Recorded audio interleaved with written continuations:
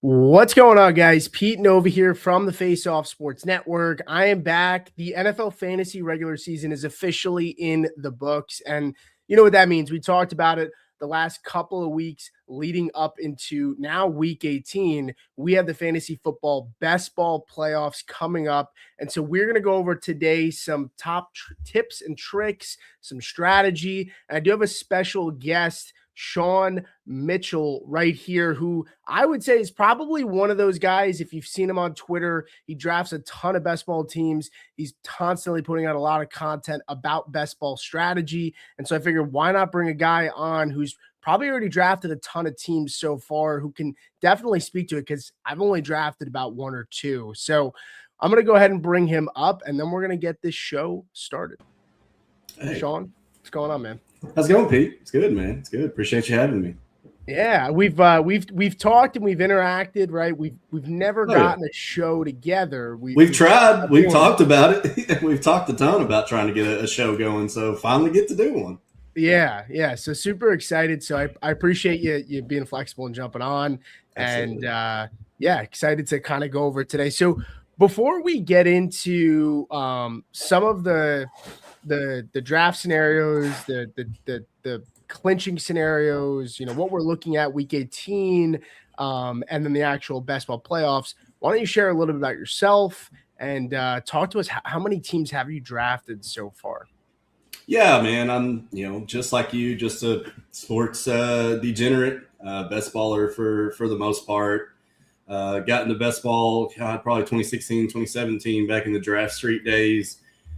And then Play Draft was formed in 2020. That was kind of my first real lick at best ball. Got into it hardcore in the draft days. And that was like just a small contest with like 25K up top, and I was like, man, this is awesome. Like, this is the best game ever.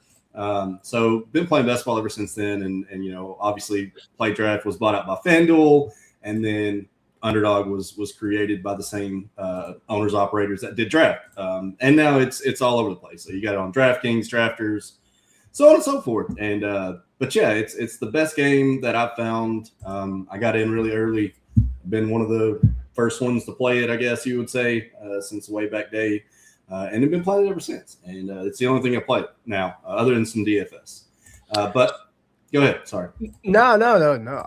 So what is what's the most successful season you've had, or maybe the highest stakes contest, the highest finish you've had? Like, is there anything that you can kind of tout a little bit or tout a little bit of yourself?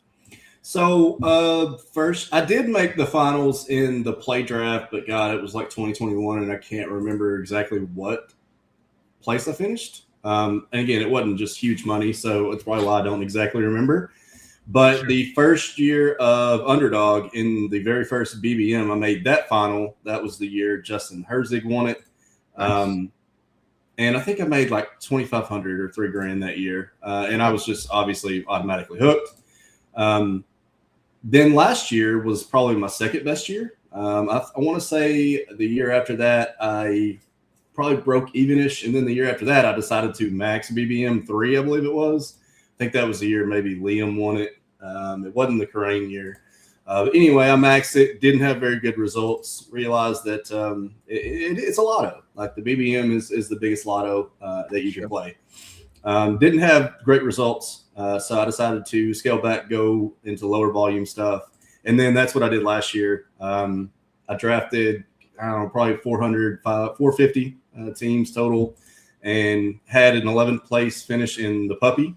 That was for about 2,500. Finish. I made the big board finals. I think I had 2 teams in the big board finals. I made the finals in like 2 or 3 other small contests. So last year was a really good year for me. Nice. And then this year I had a down year. So okay.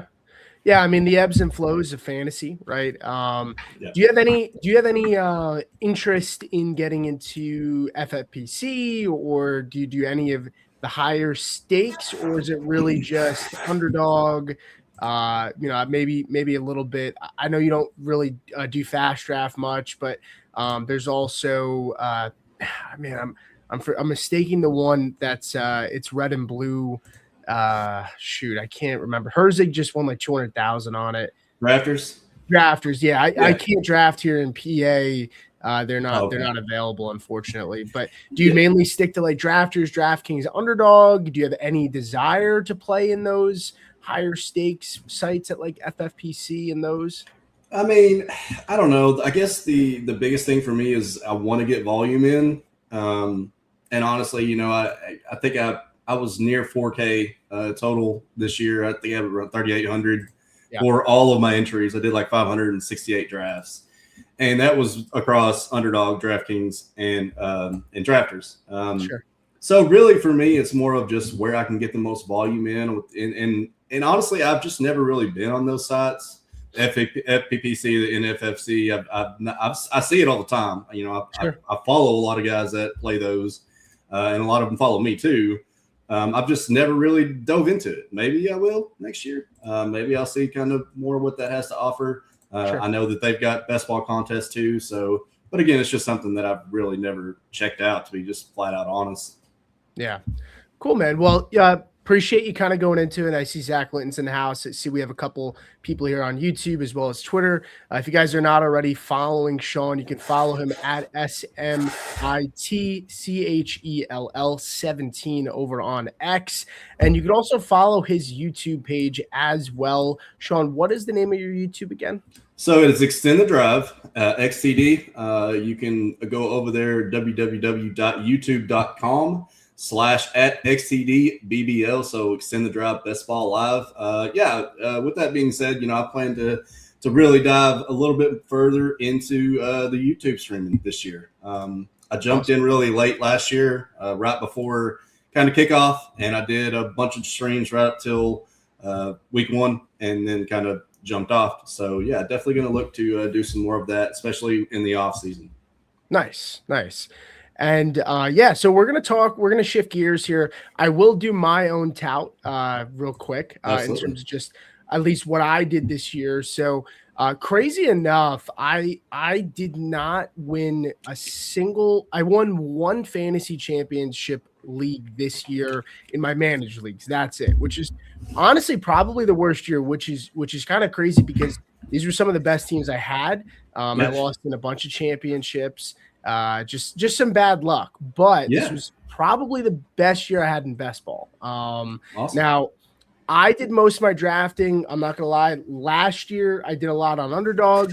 This year I did a lot on Fast Draft. It's one of my partners, right, over at Player Profiler, and it's a little bit different, Sean. And we had a conversation in the past of, you know, kind of what it's like, and you know, it's not the regular, you know, best ball kind of. It's not the same as Underdog, but it is a unique format, and so I ended up totaling in on Fast Draft. I came third in Origins, which you draft all rookies. It's 6 players, and you can get a lot of volume there too. It's 6 players, and they take the 4 highest scores each week that count towards your accumulating score. There's no pods. It's just the full season run out to the end, which I prefer. I like the accumulation better that way. So I ended up coming in third in Origins, 8th in the Flex 4. So that was 2K, 1.7K, and then 14th in the Big Rabbit, which was 400. I ended up totaling about 5,400 on Fast Draft, which was awesome. So I'm super excited. They're dropping their Origins for the next rookie class. They already did, actually. So that should be really? Wow. Yeah. And then this is what my team looked like. So I ended up with Genty. So they have these boosters at the top. So Genty was my number 1 pick for 2 times. Warren was 1.75. I had Sanders, Woody Marks, Krosky Merritt, Manungai. So I ended up that was my team there, but I really wasn't expecting to do well in the Origins. This team right here was the team I thought I had a real shot. I was in first place, which was 15K, till about, I would say probably until about Daniel Jones went down. Once Jonathan Taylor started to slow down, this team started to slow down a little bit, and obviously Jacobs got hurt. Jacobs and Taylor started to really dip a little bit in production. and it started to kind of eat away at the lead. And then there were the guy that won first had a crazy ended up with. He had Gibbs and JSN in his captain spot, and then Gotcha.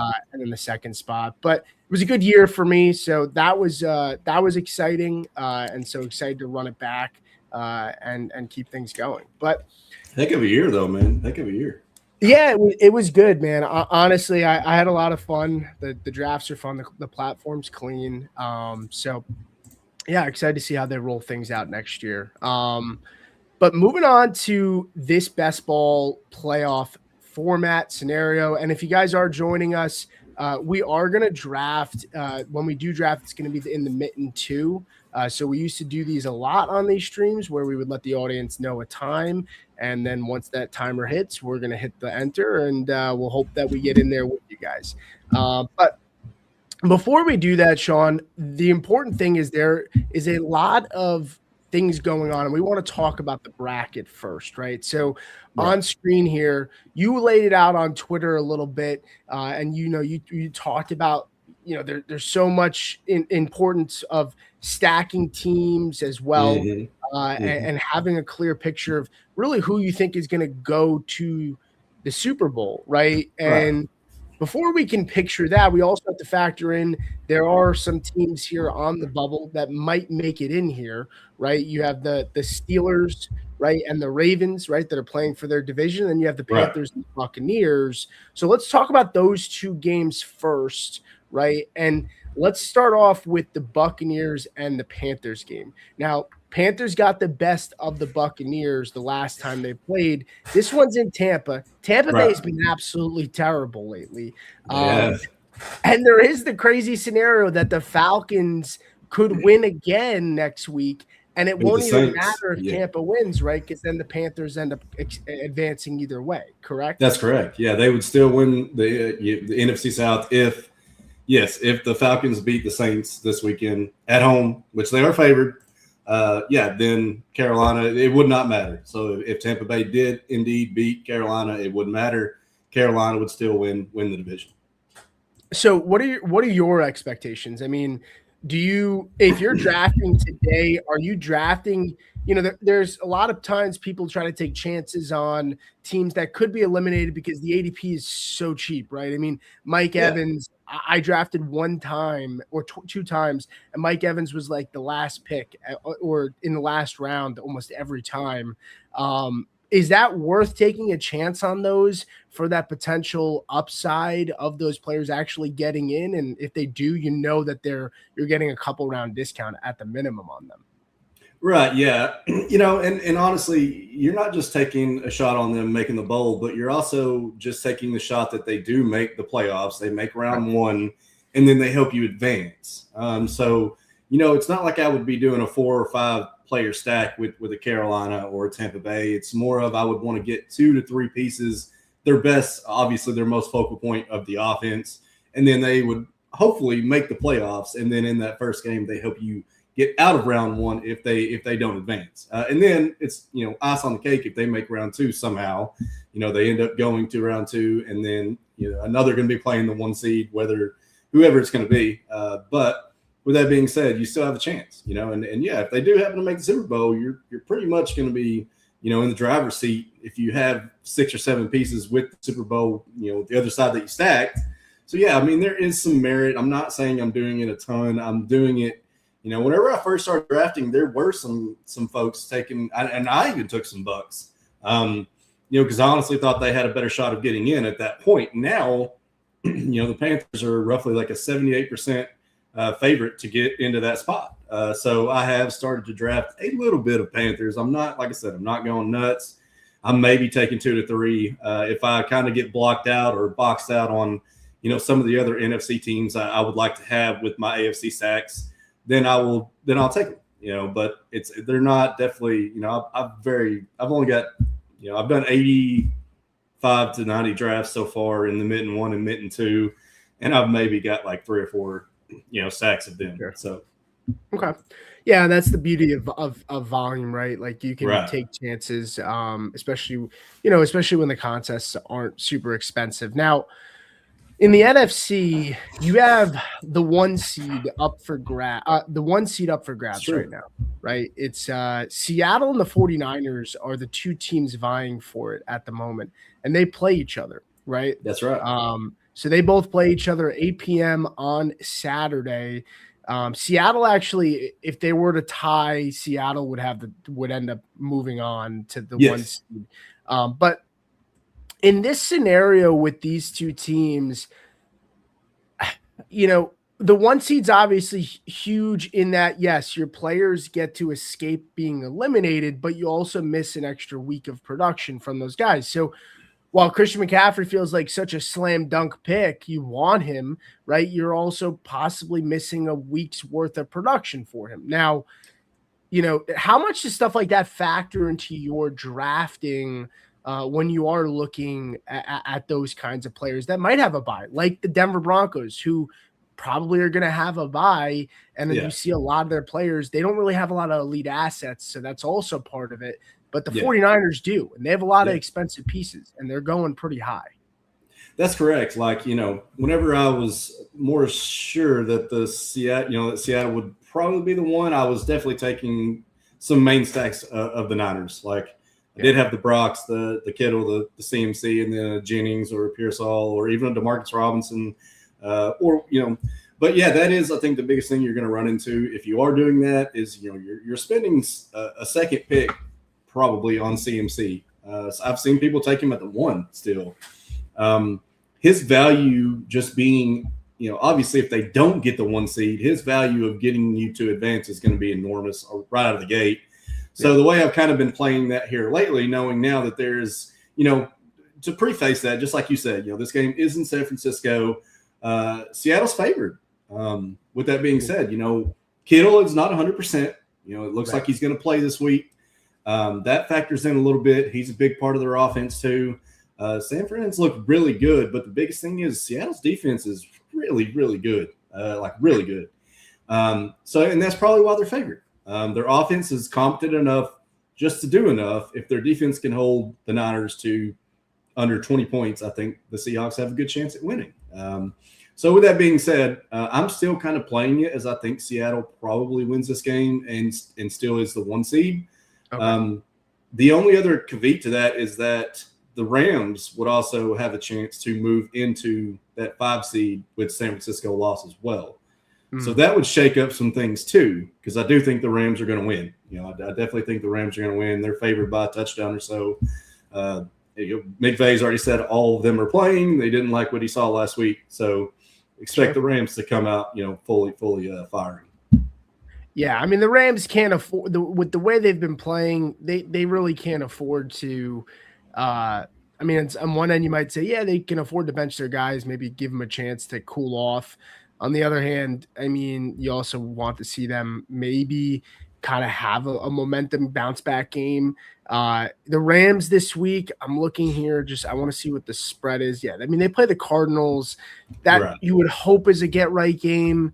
For that offense. But going back to Seattle and 49ers, the one thing with Sam Darnold that we've noticed is Sam Darnold, when he has pressure in his face, that's when he's the worst. But the 49ers, Nick Bosa's not walking on that field, man. I mean, their defenses look very suspect. Yeah, correct. Like, that's my biggest, again, going back to that whole defense wins championships thing. Yep. Seattle's defense is light years better than San Fran's right now. And that's my biggest worry about trying to main stack San Fran is what if they're bounced in round 1? It's kind of one of those things like that's okay. And that's what I was going to say. Like, instead of doing main stack San Fran's down, if I do take a CMC, I'm obviously going to probably go 3 running back. That way I still have that round 1 spot for two running backs. Hopefully get another good running back in the. You can still do it like a Kyron or even another NFC, even like a Seattle team running back, Sharps or something like that, where you're going to get. Well, obviously that I can't say that because Seattle would be the 1 seed. Let me take that back. Sure. But regardless, I would be trying to get 3 running backs now, because if CMC does happen to get the 1 seed, you still want to have that round 1 production to get you to advance, because if not, you're just pretty much dead at running back.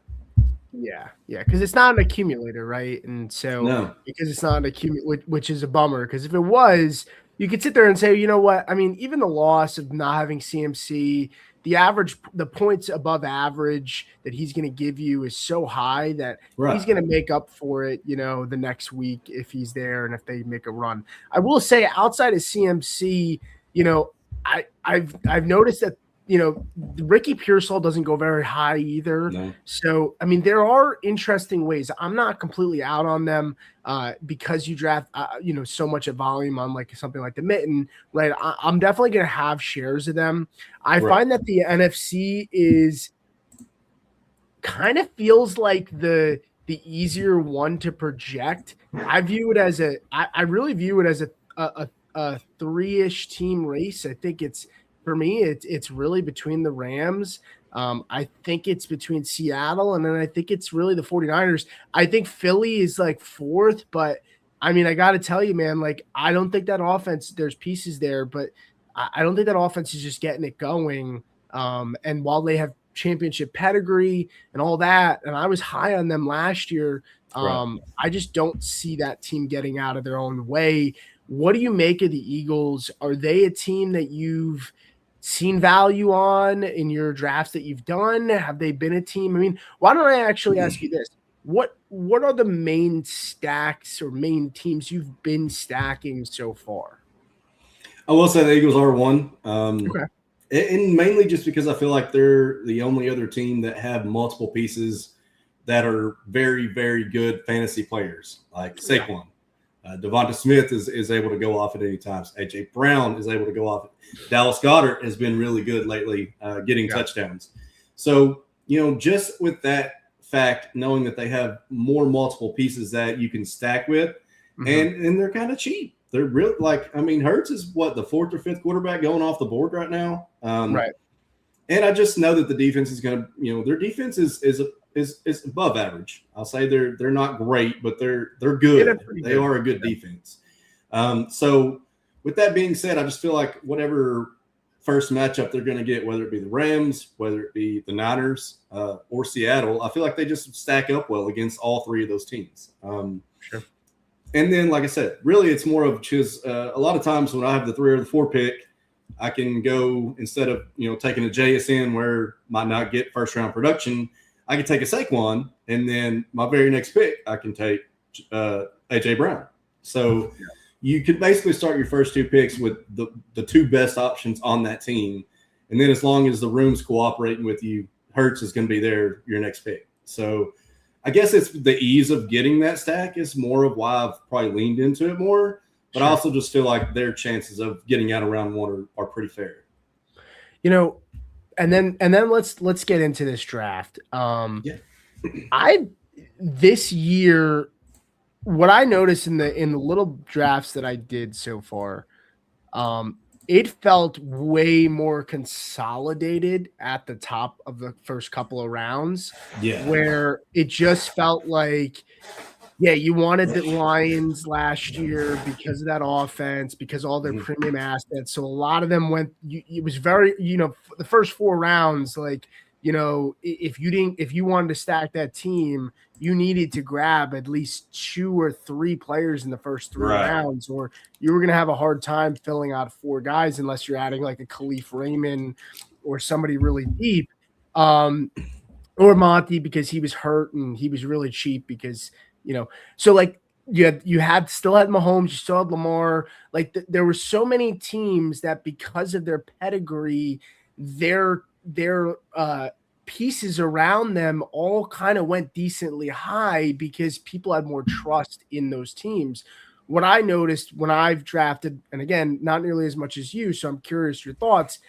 I feel as though it's broken up way farther on the ADP where you can get stacks easier this year than you were last year because a lot of teams aren't getting crazy pounded. Now, yes, the Josh Allen, James Cook, that's gonna be off the board in the first, round 2 rounds. Like, I mean, Right. there are still gonna be some of those, but it just feels very stretched and not as consolidated and compact.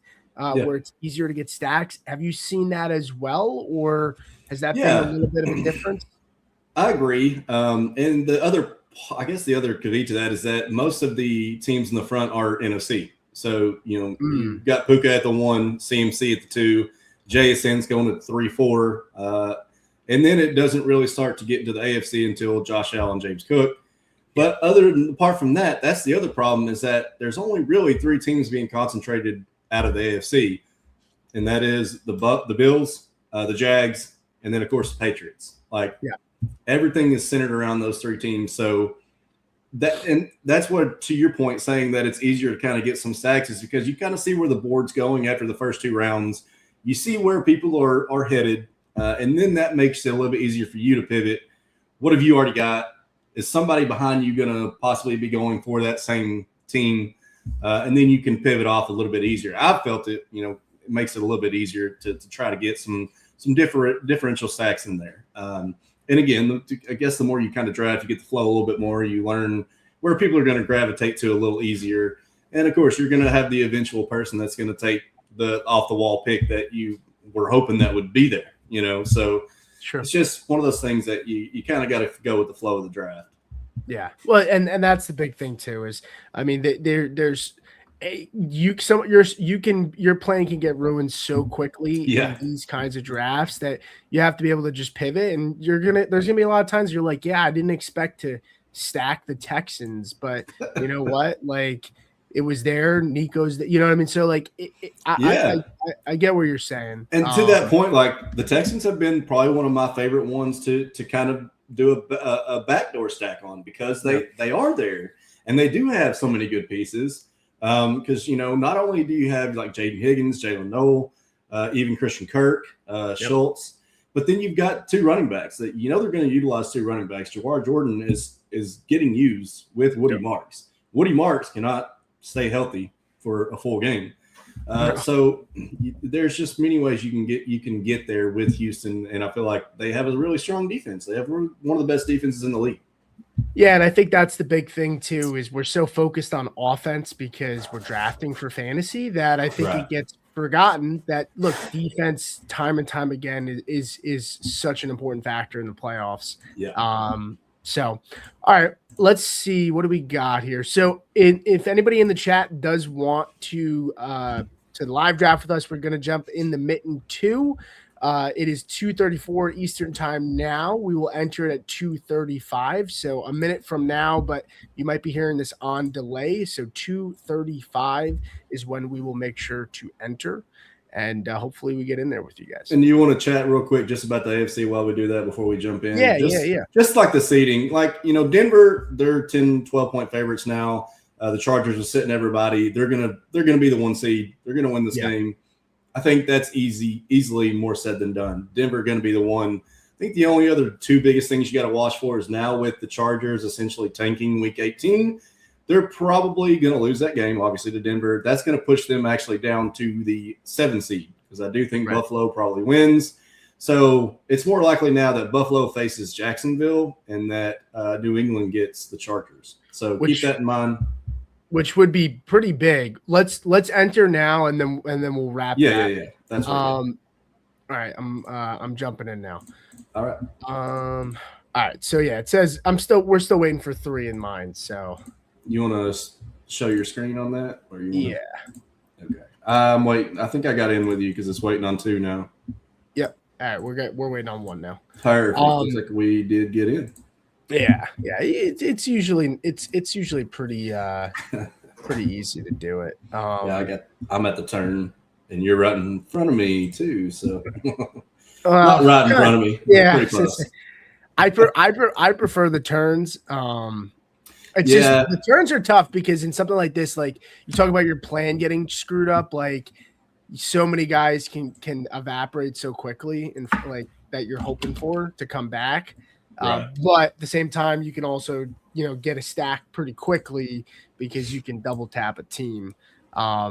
Exactly. I mean, Denver, the one thing about Denver, and obviously I am a Broncos fan, so there's bias here. But the one thing about Denver is, they're such a good home team. Them Right. getting home field advantage. I mean, the Jacksonville Jaguars was the first loss they had in over a year at home.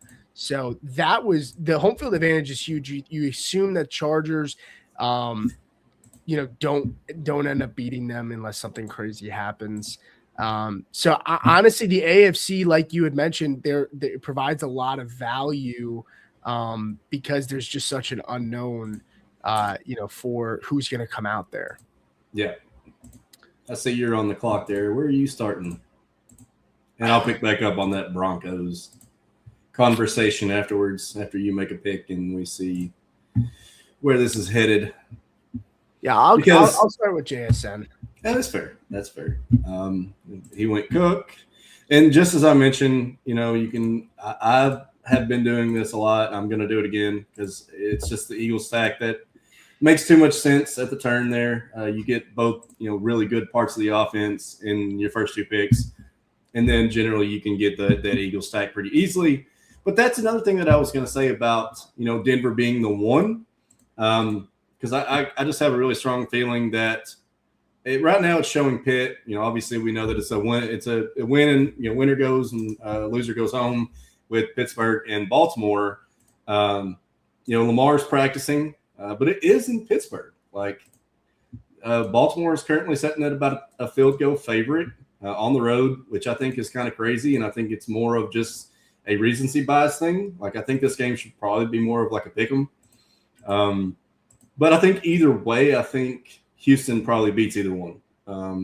And that means that's going to set up for a Denver-Houston game in Mile High. And to be honest, that's going to be a really good game. As we talked about, two, elite defenses, offenses that have not exactly been just, really good. So I'm interested. I'm interested in that game pretty just to see how it goes, because I think that's how I'm predicting it to run out. So yeah, I already made my first mistake. I was running out of time. I was trying to see where Seattle's players are ADP, a quick search. I wanted to stack the Patriots on the other side with Seattle because Drake May and Trevion, being in this spot would have been an easy tap. And now I'm probably not going to get that. So I lost my train of thought. So you went Kyron, Jason. Yeah, I didn't mean to go Kyron. It was a kind of a panic pick. And honestly, I don't hate that because, like I said, Kyron, Corum having the ankle injury last week, we saw Kyron essentially take over his 88% row that he had last year before they really started pushing Corum into that picture. So I don't hate that because it's a good first round advance piece, because I'm just not I don't really enjoy stacking up the Rams because A, they're hard to get, and B, you're not going to be able to get the whole main stack. So you're either if Corum misses some time, or if he's not himself, right? I mean, and now you're on the clock. If Corum misses some time and he's not himself, it's going to be the Kyron show, Yeah. And again, that can be what you need to, the Rams are not promised to win round one. They're going to have a tough matchup any way they go. So I honestly don't have a ton of just full on Rams stacks. I'd rather do kind of what you're doing and do just like two or three of them, pick a Kyron, maybe get one of their tight ends. And honestly, I'm usually okay stopping there. And just, if they do make the Super Bowl, you hope that your main stack and then those two guys, you have 6 players in the Super Bowl. You're really aiming to get 5 or 6 in the Super Bowl. That's really where you want to be. I mean, obviously, there's going to be a lot of teams that are going to get 6, 7, 8, players in the Super Bowl because they're going to hit it. But those teams are going to have a lot harder time advancing to get there too. Sure. So there's two sides to that coin. If they get lucky and they happen to advance that team, that's just they got lucky. I can't tell how many. Look at it. I had so many good teams last year where I said to myself, I was so convinced that the Bucks were going to move on. I just knew there was going to be points in that game. Jane Daniels, Bucks, Sure. I just like, and so I just stacked both sides of that game, and I said, whatever happened, like I said, there's going to be points in this game. I said I'm going to lose a couple guys no matter what, but I'm going to get a lot of points and I'll advance. But I did that with like 2 games. I think I did that with the Rams game too, plus that. Yeah. And I just ended up not having enough to fill out my roster when it mattered. Once I advanced, like I just didn't have enough premium players, and then even if I got Yeah. around, it just it's kind of a double-edged sword where it's like you're trying to get those guaranteed points. It almost feels like to get out of the first round, but you sacrifice possibly losing, and that then you have to really be right about your prediction of who is going to make it to the Super Bowl.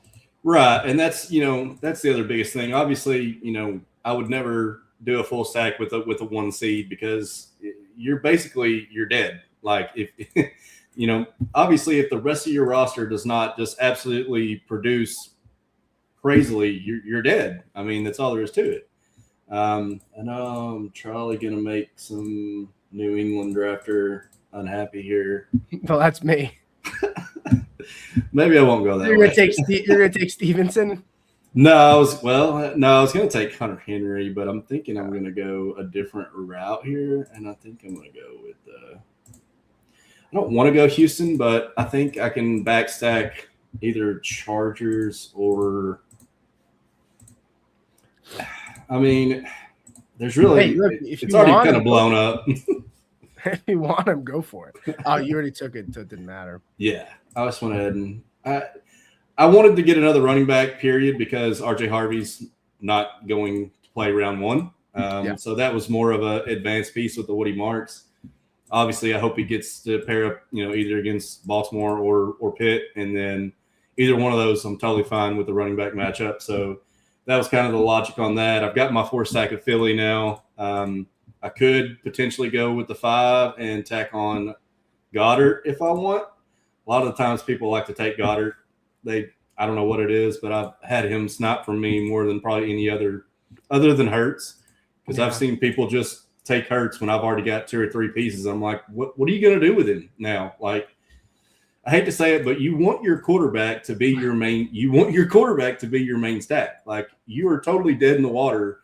I say you're totally dead, but if you don't, I mean, I know that quarterback's probably one of the flatter scoring fantasy positions, but a quarterback like Jalen Hurts or something like that, if you miss and you don't have that quarterback in your stack, you're dead. Like, it's going to be really hard to beat some super teams that get through. Sure. So, what do you make of this Mumfield guy, right? I mean, is he a guy that you're willing to take if you are getting a cheap Ram stack? I mean, Adams looks like he's going to be fine. He's going to come back. He's flashed a little bit. While you're making that case, I am gonna take a dip. See, I just feel like I'm I almost feel like I've kind of went on the Patriots full stack. So I'm going to stack some teams in the NFC and then just have Patriots as my only AFC, I think, because Swift has been solid and there's nobody really has a lot of respect for the Bears at all. Like, a lot of their pieces go pretty late too. I mean, everyone's jizzing their pants about Luther Burden and Roma Dunze, and I get it, but these guys still go all the way. They're pretty low where they end up going. But I go ahead. I asked you a question and I didn't let you finish. So we're talking about Montfield, right? Yeah. I mean, I have taken him, but I've also taken some Xavier Smith, mainly because he's like the long shot guy. Like, he had a 30, 40 yard catch in the last game. He's done that even when Devontae's been active. He had a really long touchdown a few weeks back from Stafford. It's like a 50 or 60 yard touchdown. So if I'm going to play it that way, and it's going to be one of those just leverage pieces that I'm hoping, that's what I'm hoping for. I'm hoping that essentially they catch a long touchdown, and preferably that be in the Super Bowl. Like, I mean, that would be, because nobody else is going to have him essentially. But that's also kind of what I've done, like with Higbee, because I know Higbee is going to be fully healthy for the playoffs. He'll be ready to go. I know a lot of, I mentioned this on Twitter, like a lot of people are taking Kobe Parkinson. And Terrence Ferguson has already emerged quite well. Played really well last game. They've been involving him more. So that's another big reason why, like I said earlier, like I can't stand right now stacking up the Rams because they're up behind Kyron, Corum, Devontae, and Puka, which you're never likely going to get all 4 of those people on the same team. You're basically taking dark shots. Like you're taking dark shots on Kobe Parkinson, Tyler Higbee, Terrence Ferguson, Montfield, Tutu Atwell, and then Xavier Smith. So sure, any of those guys can give you a 0, and any of them can give you 5 points, and some can give you 10 or 15. It's a tough sled. Yeah, I probably should ask you more if you think, what do you think Adams is going to be? Is he going to be full go? I mean, he was running sprints before the game the other night, so he looked good. Also, so now I've kind of shifted here where I'm kind of doing a small Bears stack now because my thought process is, look, I don't really want to go 3 quarterbacks, right? I don't generally love to do that. And I do need more wide receivers now that I'm looking at it. I didn't even realize I've got. I was going to say, yeah, you kind of put yourself a little bit of a. Yeah. So I definitely need to. My next couple picks last 2 picks have to be wide receiver, tight end.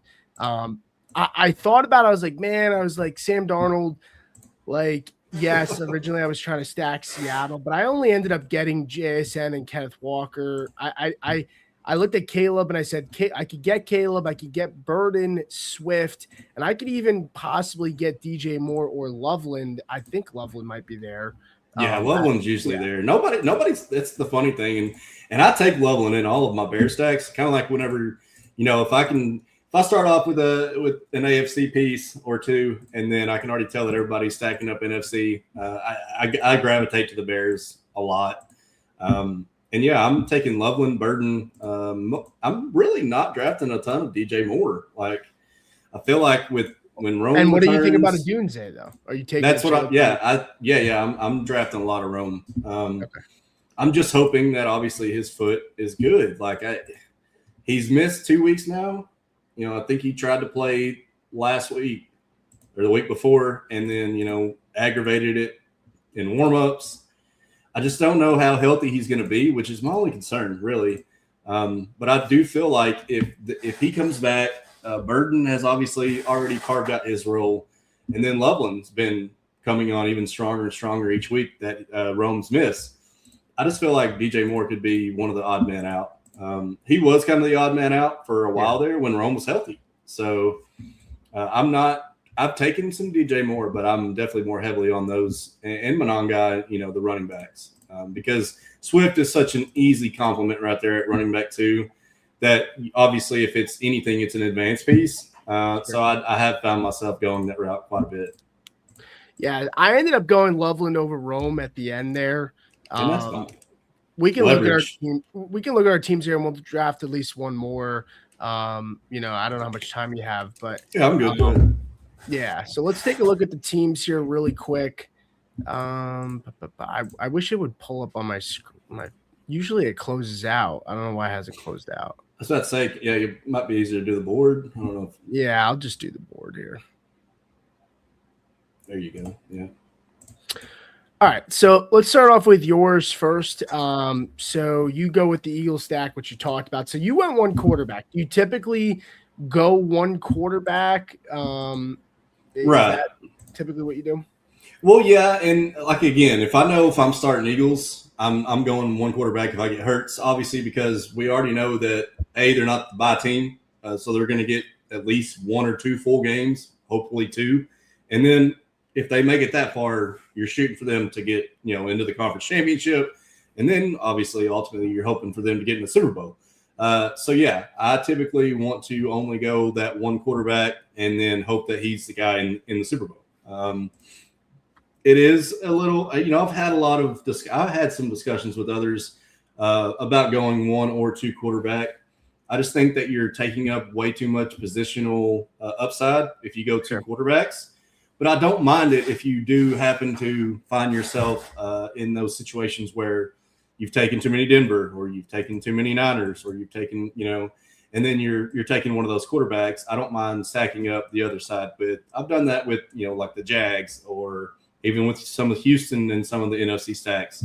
But no, for the most part, I'm trying my best to stick to one quarterback. Okay. Yeah. And, looking at your team here, so you go Denver, you end up with the 3 guys in Philly, the first to start it off. You actually got lucky. Devonta came back to you. Yeah, I did. Usually, I remember, I took a gamble. I was just saying, because I remember looking. I don't remember if it was the round before, but there was a point, and because you doubled up with him and Woody there, Yeah. I think it might have been when you took Harvey. I don't remember, but I remember looking at Devonta there, and I was like, I'm kind of surprised he didn't take him. And then he made it back to you. Were you kind of just like it? Were you, I guess, with AJ, with Barkley, you're kind of okay, and you probably saw. Yeah, because I was like, I'll still get Goddard. Yeah, and honestly, I'm also not just a huge proponent of taking 5 pieces, because obviously if they get knocked out in round 1, you're dead anyway. But it's also part of the gamble too, because you if they do make the Super Bowl, you've already got 5 pieces. That's your 5 pieces for one, and then if whatever you get on the other side, which you're hoping you do, you get another 3 or 4 pieces. So that was the big thing. But yeah, in that point, I knew I could take Harvey as my running back too, and then really I didn't have to take another running back, but for the simple fact that it was Denver, I knew they had the 1 seed. I knew I would be taking one more running back. But that also allowed me to stay put pretty much at 3 running backs too. And yeah, the board kind of fell my way, and I was able to get both Devonta and Goddard after taking Mark too, which I thought was pretty interesting. So. Right. I mean, you took a stab at Marks there just to get another running back, which we talked about, right? Because you're not going to have Harvey, and you figure, if you lose the piece of Woody after round 1, not a big deal. And then you end up going with the Buffalo and the Denver stack. Yeah, DraftKings, because the rosters are bigger, it's much easier to get a second quarterback. You feel like you can get away with those things and the rosters, which is part of why I do enjoy drafting on DraftKings a little bit, because you can make the teams become a little bit bigger, but the strategy becomes a little different too. A lot, it's a totally different, because obviously, like you mentioned, you've got 2 extra roster spots, but also on that other point, quarterbacks get bonuses on DraftKings. So you have 2 shots now with your quarterbacks to get bonuses. So yeah, there's just a totally different strategy when you're playing DraftKings full point PPR with bonuses compared to Underdog, which is just straight half point PPR standard, essentially, if you want to call it that. Sure. So yeah, I mean, that's a very good point, that you obviously need to make sure you understand that when you're drafting these, but also the advancing, because like the gauntlet on UD is 1 of 6, 1 of 10, 110, 110. You literally got to hit the nail on the head in round 1. Whereas like the mitten, it's 2 of 6 in the first round. So you can be a little bit looser in your drafting in the mitten, whereas like the gauntlet or the DK Millie or anything on DraftKings, pretty much got to nail it in first round, because you've got to make the number 1 in the pod to advance out. That's a good point. Yeah. That's a good point. I also, and then we're going to kick another draft off. I guess I'm kind of surprised. I mean, they're really, like we talked about, like just not a lot of faith in the Bears. I mean, there's not. The highest end asset is Swift, and I got him I was able to tap every single, outside of DJ Moore, I was able to get all the Bears at the end of the draft. So again, that's a nice, when we talk about backdoor stacks, I have more faith in them than I do the Chargers. I mean, the Chargers' offensive line is really bad. Defense, but I'm worried there. So yeah, I mean, and that's I mentioned that in the draft. I was like, I'm probably gonna try to backstack Chargers here. And the more I thought about it, I was like, I really just don't want the Chargers. And I was like, I mean, I can maybe take one more Houston piece and then go a couple Buffalo and hope that if they gotta go to Foxborough, I got first round. Unless, I mean, the Milton Williams thing is interesting. there was some sort of, I don't know, if it was a battery charge or something that came out a couple hours ago, but it was something that happened in August. So I got to feel like if it was serious, but if there was a suspension, maybe we would hear about it. I don't know. I have no idea, but still gonna be a tough, very, very tough game. Yeah. Yeah. If he's not on the there, road. Yeah. but if he's not there, that changes things a little bit for the running game because Spillane has been hurt. And Milton Williams was a huge factor in that run defense, which would be huge for the Chargers if they could lean on the run in that game. Right. But we'll see. Let's fire off another one here, and then go ahead. Were you going to say something?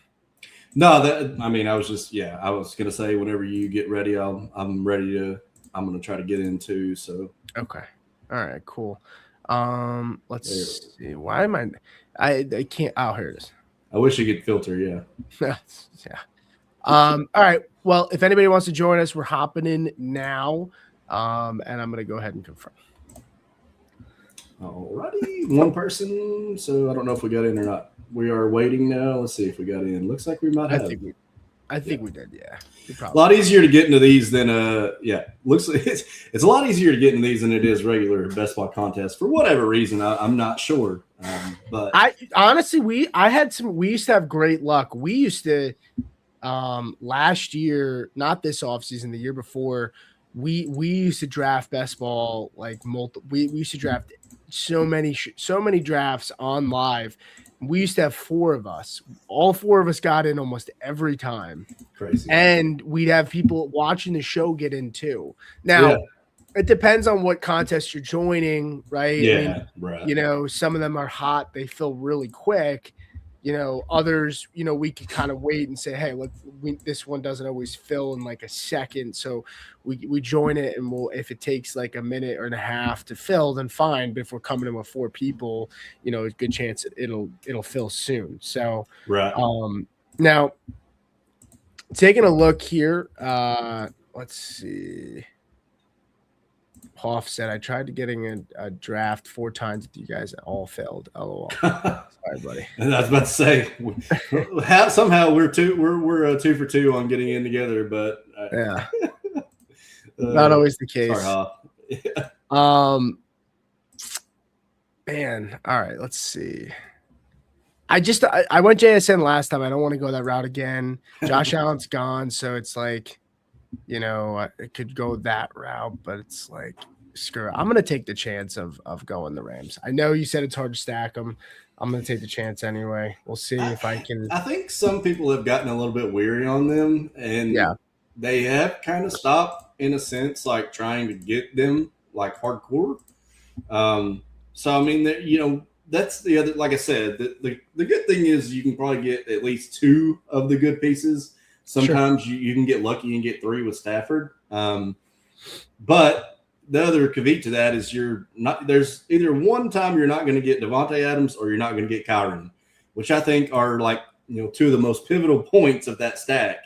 And that's the big reason why I don't exactly love, I see you get Kyron there, and now you see if you can, he's going to the Puka guys got to take Stafford, I would think. But if I don't get Stafford, I'm okay. I mean, getting Kyron and Adams is fine with me. And then my hope is Drake May and Henderson come back to me. If I can even get Drake May and I don't get Henderson, I don't care. But I was gonna say you're not going to get Drake May. That's fine. Because that's a stack. That's one that I've done a lot lately. Yeah, go for it. I was talking about that earlier with the Niners.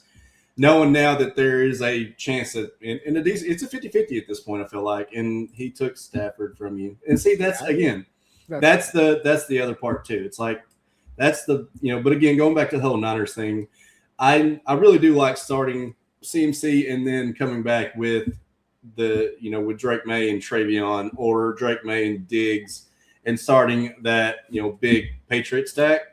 And the good thing lately is that you can go Drake May and Travion, and Diggs inevitably comes back a lot because of all the stuff that's in the media right now. Diggs has been falling down the board a ton. I think I got him in like the 7th or 8th round in one of my drafts that I did earlier this morning. Like, people are just so scared. And I hate to tell you, but the guy's going to play the whole season. Like, this stuff, this stuff's going to last well on past February. So he's going to play. I'm still drafting him with confidence. I mean, I'm not going to speak to his off the field stuff. Sure. It's not my business, and I'm not going to talk about it because I don't know enough about it. But yeah, I mean, I'm still drafting him because I think there's easily still way that he finishes out the whole season. So with that being said, yeah, that's why I kind of tend to do that. And then that opens me up to taking just like another piece or two of San Fran. If they do get the 1 seed, I'm kind of playing them the same way I did the last draft, what I did with Denver, hoping that I can get, a couple of other pieces to give me those advanced pieces and get them into the next round. So that's kind of how I'm playing that. Makes sense. I think I put the guy with Saquon in a little bit of a pickle there. Well, I took Hurts, and the other guy had AJ Brown. So these two guys, because I figured, if I can get Devontae, you still get Devontae and Goddard, yeah, and Goddard, right, and then now I feel okay with only having those two high-end Rams pieces, right, and then go focus on a team or two in the AFC, and then just get Goddard and Goddard and Devonta. Which so I get Devonta, I get. So I feel pretty good about that. Yeah, that's not terrible. I mean, I didn't expect Stafford to come back to me. No, but I mean, I have seen that happen a lot. Like I have seen that 3-stack happen a lot. So that was kind of just unlucky for that guy to take him. When I've taken Puka at the 1, there's been a ton of times where he might be my only Ram, or I might just wait and do like I was mentioning earlier, taking like a quorum with him or a late guy, and just not really focusing on the Rams. But he could be obviously that good advanced piece you need, because it's Puka Nacua. And he's liable to go for 200 yards in any game. So he's playing round 1, period.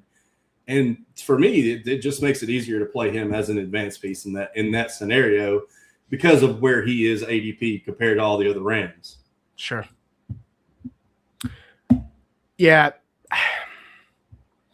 Puka, like you had said, like he can kind of just be like some guys you're okay just having them as a standalone player, right? Especially if you have strong enough stacks everywhere else where you feel comfortable enough that those players, their teams will advance. Sometimes it's fine. You just take a guy and like you said, you don't know. I don't love to have 5 players on one team, right? To me, if those 5 players get to the Super Bowl, the chance that all 5 of those guys are productive is low, but there's a hedge in the fact that, hey, you also are guaranteeing yourself that most likely all the production on offense, you're going to have every guy on it so that either way, you're going to get the production, but it caps your upside in a way as well, because, there's also only one football. Right? Right. Yeah. And that's again why I like going 4, because it's a lot easier to get 4 players to essentially a couple to have a really good game, and then the other 2 to have a floor game or something that you need just to kind of get you over the hump, So again, with that 5-stack, just like you mentioned, you're kind of capping your upside. One of those guys is inevitably going to dud on you, and that just kind of kills your team in a sense. But it can happen, like you said. Well, we talked about Mike Evans. Derrick Henry is like I take Derrick Henry here because honestly, I think Pittsburgh loses. I don't know do you have a feel? I mean, do you think? I've honestly built more Baltimore stacks just because of where their ADPs are, and I just really don't trust the Steelers. But I honestly think the Steelers can win. I think they can. I mean, it sounds like Amar's going to play. It's TJ Watt sounds like he's going to come back, but I mean, man, Derrick Henry anywhere that's not in the first 4 or 5 rounds, just because as soon as Baltimore gets in, like he's that kind of player we just talked about. Puka Nacua in round 1. If the Rams get eliminated round 1, but you get a 25 piece from Puka, you're like, okay, you know what, whatever. Like that's not the worst thing in the world. Exactly. Like that's the biggest thing, just trying to get, you got to get to the next round, period. I mean, that's all there is to it. Yeah. And that's essentially what I just had to do with the Hampton pick. I was gonna take Swift. He gets taken right before I was gonna do Swift and then Henry, finish out my New England stack, and then start the Bears. However, the guy decided to take Swift right in front of me, so I needed another. I'm using Hampton as essentially an advanced piece in the event that San Francisco wins, gets the 1 seed. Travion is splitting time with Ramondre, not just a guarantee. Yeah. Floor production there, more of a boom or bust. So with that said, yeah, I needed another running back to give me a good round 1, hoping that is, and even if it is against my main stack, I mean, it's an advanced piece. I just need him to get me through to round 2. Sure. I mean, that makes a ton of sense. Yeah. Now I'm kind of in a weird spot because I can't get any more really Eagles. I can't get any more Rams, and the clock is ticking. I'll take a chance on Lamar and Henry. This will be one of those teams. I was going to say, yeah, I guess you could just continue to build out Baltimore. I mean, that's really one of your only choices. I was going to try for the Bears play, but Burden just went off the board. That's what I was saying. I was wanting to go Bears, and then Swift got taken, and I was like, well, Swift is one of the biggest pieces of that, and yeah. I just wasn't going to take the chance of not getting some really good pieces in that game. So, Monongai, look, Monongai is still a factor, but he just doesn't have that upside. Dude, I swear he could have scored a huge touchdown in that 49ers game. Right. Did you see that one play where he got I don't know if it was a pitch to the outside or if it was a catch or a pitch, but he like had one-on-one with the defender and it looked like he just ran right at him.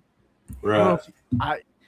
But the upside for Mononga, I don't think is there. I think he's worth adding if you need some cheap points and you need a starter. If maybe you pick, let's say you take Kenneth Walker or CMC and RJ Harvey and you need a filler in for the week.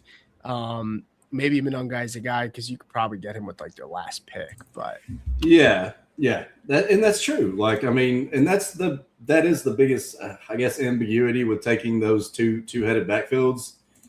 But they make for, like you said, like you can get like a Shard. You can get those guys much later, and they could be pieces that help you in round 2, or like you said, like with Mononga, he can easily help you in round 1 and be an advanced piece. So definitely like targeting those later, the secondary running backs that should still see the field, obviously have a really good role.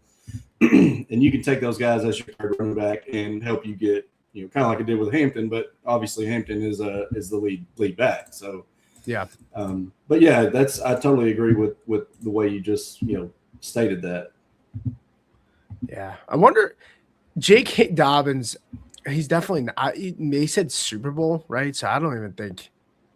I haven't taken any Dobbins. I just think it's way too risky, and I just feel like in this there's way too many other running backs, that you can take that you don't really have to go that route. I just feel like that's being a little too risky, especially in this format where you really can't exactly take those huge risks to.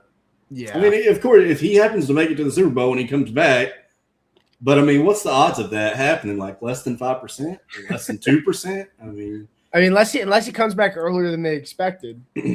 Right. And I just took my first Matthew Golden share, and I honestly hated it, every single bit of it. But I wanted another Green Bay piece, and I noticed that all Green Bay had been taken up.